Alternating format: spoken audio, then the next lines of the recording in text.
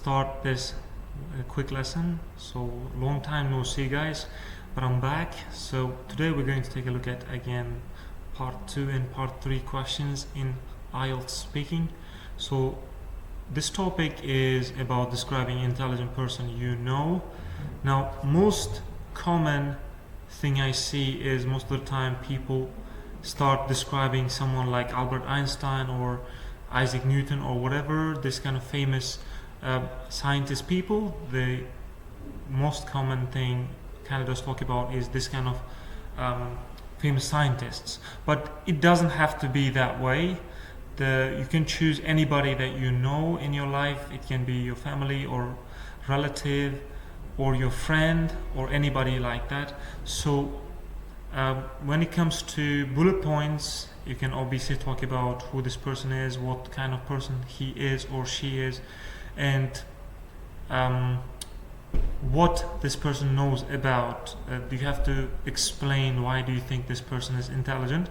Now, I personally will recommend talking about life experience when it comes to describing this person. If you can, I would recommend to choose somebody that has a lot of life experience in describing them in a way that you find their life experience knowledge very useful, and you think that's why they're intelligent people, and why you think they know a lot about it. You might talk about how they went through a lot of hardship in their life. They have experienced a lot of difficult situations and things like that, so that can be a reason for that. Now let's take a look at some part 3 questions right now. Are people born clever or need to learn to be clever? Now this one is quite thought-provoking, if you ask me, but it's completely your opinion. If you think people are born clever, you can say that. If you think you can learn to be clever, you can in your lifetime you can learn things and become intelligent as time goes on, you can say that as well.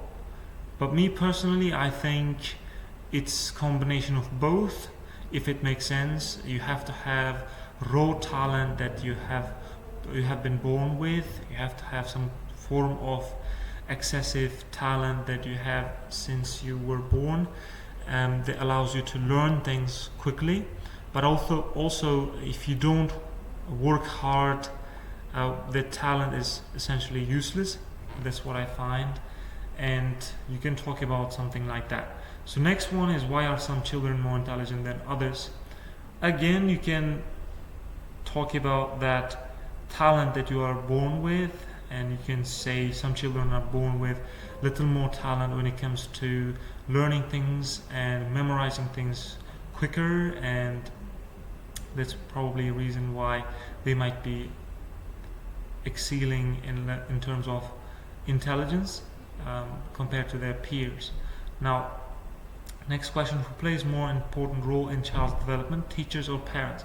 Now again, you might say teachers are more important because children spend most of their time at school, at kindergarten and places like that, and teachers mostly teach biggest part of their academic repertoire. You could say they learn most of the things from their teachers, but you can also say parents play the most important role because most of the child's younger years will be with their parents, so probably most part of their knowledge comes from their parents. And besides, even if they go to school and kindergarten and things like that, when they come back at home, they will still spend a lot of time with their parents, like at dinner table and things like that.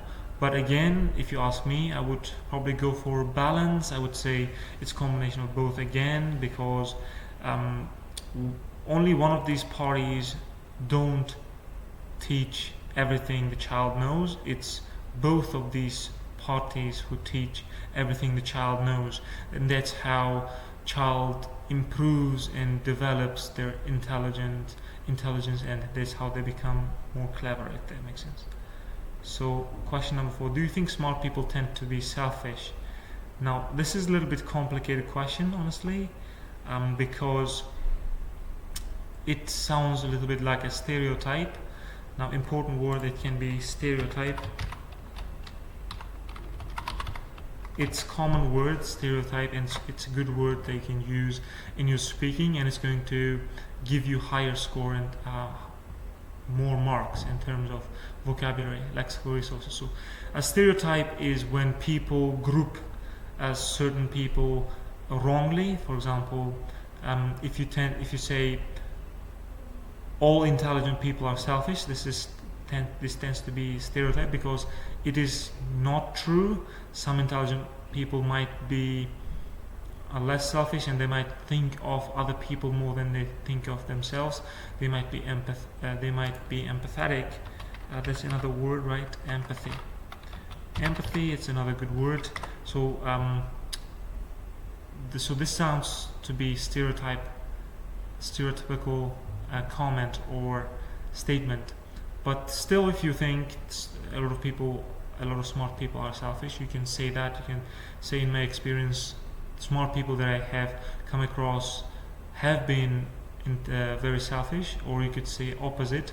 In my experience, people I've interacted with, even though they were intelligent people, they weren't selfish. They thought of me, and they were very understanding, and they felt my pain in times.